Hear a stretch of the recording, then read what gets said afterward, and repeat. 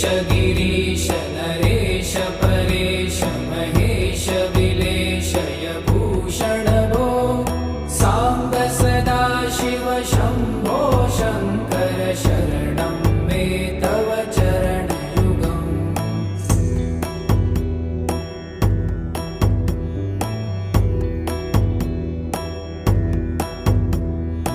उमया दिव्य सुमङ्गल विग्रहया लिङ्गित वामाङ्ग विभो साम्ब सदा शिव शम्भो शङ्कर शरणं मे तव चरणयुगम्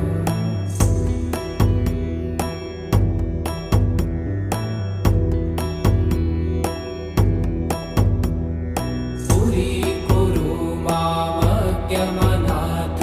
दूरीकुरु मे दुरितं भो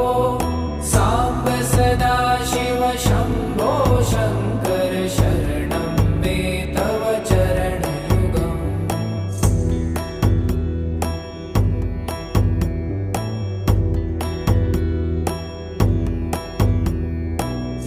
ऋषिवरमानस हंस चराचर जनन स्थिति लय कारण भो साम्ब सदा शिव शम्भो शङ्कर शरणं मे तव चरणयुगम् अन्तःकरण विशुद्धिं